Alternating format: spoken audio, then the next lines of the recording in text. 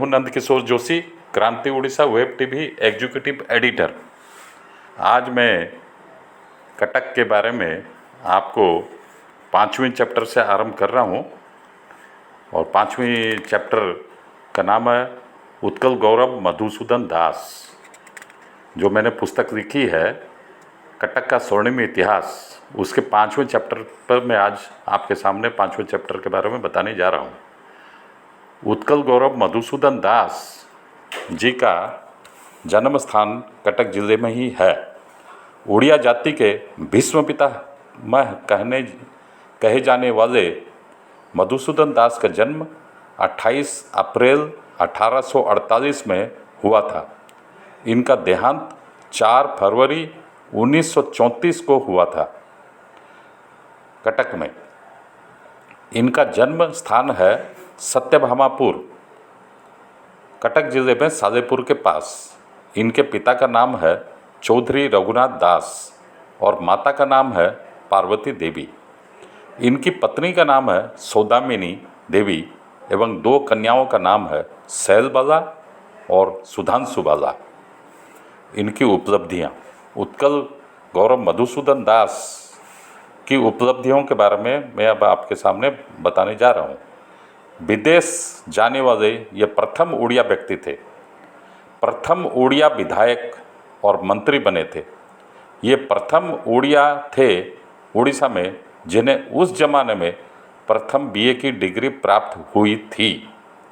मधुसूदन दास ही उड़ीसा के प्रथम व्यक्ति थे जिन्होंने एमए पास किया तथा बीएल अर्थात वकालत पास किया। अब इनकी विशिष्ट उपलब्धियाँ। उत्कल गौरव मधुसूदन दास ऐसे गुणवान विद्वान थे जिन्होंने नेताजी सुभाष चंद्र बोस के पिता जानकीनाथ बोस और उस जमाने में कोलकाता विश्वविद्यालय के चांसलर आशुतोष मुखर्जी को पढ़ाया था ट्यूशन के रूप में। वे उड़िया, बांग्ला, अंग्रेजी के बड़े विद्वान थे एवं तीनों ही भाषा के ओजस्वी वक्ता भी थे। वे उड़ीसा के प्रथम उद्योगपति भी थे। इन्होंने ही कटक में स्थापित की थी चवलियागंज में उत्कल टेनरी और Orissa art ware works. Madhusudan Das ने 1903 में उत्कल सम्मिलनी का गठन किया था। दिसंबर 31 को कटक में इनकी अगुवाई में ही उस जगह मैदान में सम्मेलन का आयोजन किया गया था। यहीं से अर्थात इसी उत्कल सम्मेलनी की 2 दिन की मीटिंग से ही स्वतंत्र उत्कल प्रदेश के गठन की प्रक्रिया की शुरुआत हुई थी। 33 साल के लंबे संघर्ष पश्चात 1 अप्रैल 1936 को स्वतंत्र उड़ीसा प्रदेश का गठन हुआ था। मधुसूदन दास के लिए ही उड़िया भाषा बची तथा उड़ीसा राज्य का गठन हुआ। उड़ीसा और उड़िया जाति इनके इस अनूठे योगदान को कभी भुला नहीं सकेंगे। देश में कानून के क्षेत्र में इनका विशिष्ट योगदान रहा है। मधुसूदन दास के लिए उनकी बेटी भारत की प्रथम महिला वकील बन सकी। बिहार की राजधानी पटना में 1878 में अंग्रेज़ों ने एक झूठे केस में हत्या का आरोपी कर अंडमान द्वीप में भेज दिए थे पुरी के गजपति महाराज को। ये बात 1878 की है। पुरी के गजपति महाराज को झूठे केस में फंसाकर अंग्रेज़ों ने अंडमान निकोबार कालापानी के तरफ भेज दिया था पुरी के गजपति महाराज को। तत्पश्चात अंग्रेज़ों ने षड्यंत्र रचकर श्री जगन्नाथ पुरी के मंदिर के संचालन का भार अपने हाथों में लेना चाहा था। गजपति की माता सूर्यमणि पाट महादेवी ने 5 वर्ष के बालक मुकुंद देव को गजपति के रूप में अभिषेक करा दिया था एवं गद्दी पर बिठा दिया था।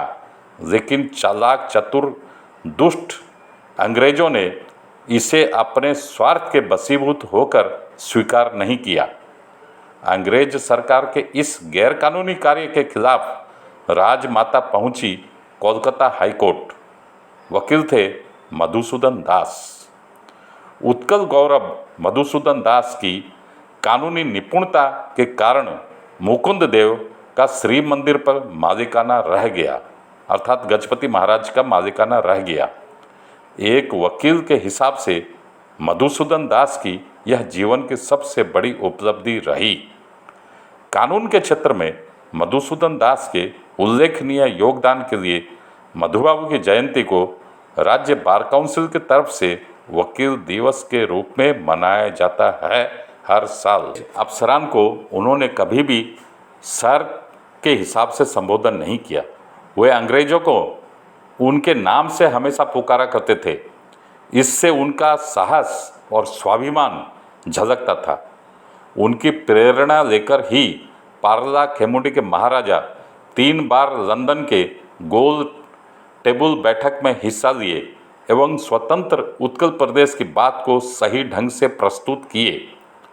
उत्कल गौरव मधुसूदन दास की विद्वता, निपुणता, निष्ठा, कर्तव्यपरायणता के बदौलत ही स्वतंत्र उत्कल प्रदेश का गठन संभव हो सका। उड़िया लोगों में प्राण संचार कराने में वे अग्रणी थे। 1 अप्रैल 1936 उड़िया राष्ट्रवाद एवं विजय दिवस का प्रतीक है। जिस समय बंगाल, बिहार, उड़ीसा तीनों राज्य एक थे, उस समय 1896 से वे बंगाल विधान परिषद के सदस्य थे। जब बिहार उड़ीसा प्रदेश का गठन हुआ, उस समय वे बिहार उड़ीसा विधान परिषद के सदस्य के तौर पर रहे।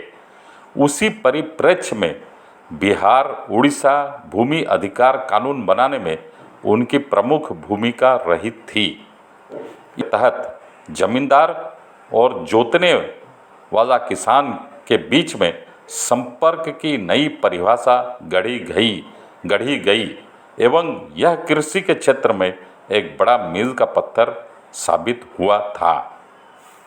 मधुसूदन दास विचक्षण प्रतिभा के धनी थे। उनका ज्ञान, गुण, आदर्श एवं स्वाभिमान के बल केवल अंग्रेजों को ही नहीं, राष्ट्रपिता महात्मा गांधी को भी प्रभावित किया था। गांधी जी उनके आदर्शों से अनुप्राणित होकर नारी सशक्तिकरण एवं कुटीर उद्योग के प्रचार प्रसार को भली भांति माने थे। कानून के क्षेत्र में अंग्रेजों में उनके पांडित्य और ज्ञान का लोहा अंग्रेज वकील तथा जज भी माने थे। पूरी श्री मंदिर के संचालन केस में जन्मभूमि पागा सत्यभामापुर में चल रही बालिका विद्यालय और कटक में सेलबाला महिला कॉलेज प्रतिष्ठा मधुबाबू की नारी सशक्तिकरण के लिए एक बड़ा साहसिक कदम था। मधुबाबू हमेशा बोला करते थे कि नारी की उन्नति के बिना समाज की। आतिथ्य में 2 दिन तक कटक में गुजारे थे। कुटीर उद्योग के बारे में गांधी जी मधुसूदन के पास से कटक से जो सीख कर गए थे उसे ही भविष्य में कार्य रूप दिए। विशिष्ट जन नेता गोपाल कृष्ण गोखले और मधुबाबू एक ही साल में ऑर्डर ऑफ ब्रिटिश एम्पायर के सम्मान से सम्मानित हुए थे। इससे उनकी राष्ट्रव्यापी सर्वमान्यता की झलक भी मिलती है, ऐसा डॉक्टर हरिकृष्ण महताब का कहना है। कटक के रेवंसा कॉलेजिएट स्कूल से मैट्रिक पास पश्चात वे बालेश्वर जिला स्कूल में कुछ दिन शिक्षक रहे। तत्पश्चात रजिस्ट्रेशन कार्यालय में कुछ दिन नौकरी किए। 1919 में वे बिहार उड़ीसा प्रदेश के मंत्री भी रहे एवं उससे इस्तीफा देने वाले वे प्रथम मंत्री थे। सरकारी कानून था कि मंत्रियों को तनख्वाह मिलती थी।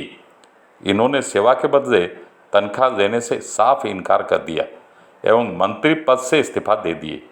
ऐसे मंत्री पद से इस्तीफा देने वाले संभवतया भारत के ही नहीं विश्व के पहले मंत्री थे उत्कल गौरव मधुसूदन दास। कथा सम्राट सुरेंद्र महांती की भाषा में वे थे वास्तव में शताब्दी के सूर्य। उनका आविर्भाव ओडिया लोगों के भाग्य के बदलने के लिए ही हुआ था। 1916 18 मई को कटक में पटना हाईकोर्ट की सर्किट बेंच पहली बार बैठी थी। इस समय मधुसूदन दास कटक बार एसोसिएशन के सभापति थे। उन्होंने इस मौके पर अपने अभिभाषण में कहा था कि समय आएगा उड़ीसा में स्थायी हाईकोर्ट की स्थापना होगी। यह भविष्यवाणी सत्य साबित हुई और 1948 में कटक में उड़ीसा हाईकोर्ट की स्थापना हुई। मधु बाबू उड़ीसा के प्रथम उड़िया वकील होने के कारण उस समय यहाँ बंगाली वकील उनका विरोध करते थे। कटक में कुछ दिनों पश्चात जब मधु बाबू की ख्याति बढ़ गई तब उन्हें बुलाकर कटक बार एसोसिएशन का सदस्य बनाया गया था। आगे जाकर वे इसके सभापति भी बने। 1872 में मधुसूदन दास कोलकाता में एक मिशनरी स्कूल के हेडमास्टर थे। इनके साथ साथ वे प्रसिद्ध शिक्षाविद आशुतोष मुखर्जी के गृह शिक्षक के हिसाब से भी थे। उनके घर ट्यूशन किया करते थे। यही आशुतोष मुखर्जी आगे जाकर कोलकाता विश्वविद्यालय के कुलपति बने अर्थात वाइस चांसलर बने। कानून विशारद कोलकाता के प्रसिद्ध बैरिस्टर बने। इन्हीं के सुपुत्र थे डॉक्टर श्यामा प्रसाद मुखर्जी जो आगे जाकर 1950 में भारतीय जनसंघ के प्रथम सभापति बने। इसी राजनीतिक दल का नाम है आज भारतीय जनता पार्टी अर्थात बीजेपी। उत्कल गौरव मधुसूदन दास द्वारा कटक में स्थापित उत्कल टेनरी के विकास में सर आशुतोष मुखर्जी ने काफ़ी धन लगाया था। 1924 में आशुतोष मुखर्जी की जब मृत्यु हुई तब मधुसूदन दास काफ़ी दुखी हुए एवं भविष्य में उत्कल टेनरी का कार्य भी पिछड़ गया। में सर आशुतोष मुखर्जी को रॉयल बंगाल टाइगर के नाम से श्रद्धा से लोग कहते थे तथा सिंह लोग कहते थे। आम लोग आपस में प्रायः बातें करते थे कि रॉयल बंगाल टाइगर को केवल उड़ीसा का सिंह ही शांत कर सकता है। इस दृष्टि से देखने पर मालूम होता है कि उत्कल गौरव मधुसूदन दास वास्तव में होते हैं राष्ट्रवादी नेता। मधुसूदन दास अक्सर कहा करते थे कि प्रत्येक उड़िया लोगों को हर दिन कम से कम 1 मिनट देश के बारे में गंभीरता से सोचना चाहिए। उड़िया जाति की उन्नति के लिए मधुसूदन दास ने अपना सब कुछ न्यौछावर कर दिया और अंत में पैसों के धन के अभाव में दिवालिया हो गए। 1926 में दिवालिया होने पर भी उन्होंने स्वाभिमान से कभी समझौता नहीं किया। इसी कारण से उत्कल गौरव मधुसूदन दास होते हैं उड़ीसा वासियों के लिए एक आदर्श उत्तम पुरुष। अंग्रेजों के ज़माने में कटक क्लब में भारतीयों का प्रवेश वर्जित था। इसी कारण से मधुसूदन दास ने अनेक लोगों को इकट्ठा कर मिशन रोड में एक नए क्लब की स्थापना की। इस क्लब का नाम है यूनियन क्लब। 4 एकड़ जमीन पर फैली है यह क्लब। सरकारी उदासीनता के कारण इस क्लब का अभी तक कोई खास नाम नहीं हुआ है। इन्हीं की भूमि पर इनकी बेटी सैलबाला के नाम से चंडीछक पर स्थापित है सैलबाला वुमेन्स कॉलेज। यह उड़ीसा की पहली महिला महाविद्यालय है। यह कॉलेज करीब 4 एकड़ जमीन पर फैली है, कार्यरत है। 1952 के फरवरी 2 को मधुसूदन दास की बेटी सैलबाला ने यह जमीन उड़ीसा सरकार को दान स्वरूप दे दी महिला कॉलेज स्थापना के लिए। इसी भूखंड में मधुसूदन दास की स्मृति में एक सरकारी संग्रहालय यानी म्यूजियम की भी स्थापना हुई है। 2007 अप्रैल 28 तारीख मधु जयंती के दिन इस की स्थापना मुख्यमंत्री नवीन पटनायक के कर कमलों द्वारा हुई। इस संग्रहालय में मधुबाबू द्वारा उपयोग में लाई जाने वाली अन्य वस्तुएं सुरक्षित रखी हुई हैं। संग्रहालय के दीवारों पर भी मधुसूदन दास के अनेक चित्र अंकित किए गए हैं। उत्कल गौरव मधुसूदन दास की जन्मभूमि सत्यभामापुर को भी विकास करने के लिए उड़ीसा सरकार ने बीड़ा उठाया है, लेकिन विकास का कार्य वहाँ बड़ी मंथर गति से चल रहा है। सरकार को उस पर ध्यान देना चाहिए। इनकी बेटी सैलबाला उड़ीसा से 1952 में प्रथम बार ही राज्यसभा की सदस्य बनकर इतिहास रची थी। वे भारत के प्रथम राज्यसभा महिला सांसद थी। इसके साथ इनकी उम्र को देखते हुए भारत के प्रधानमंत्री जवाहरलाल नेहरू ने इनका नामकरण किया था राज्यसभा की दादी माँ। इसी नाम से वे संसद में लोकप्रिय हुई। Thank you, have a good day.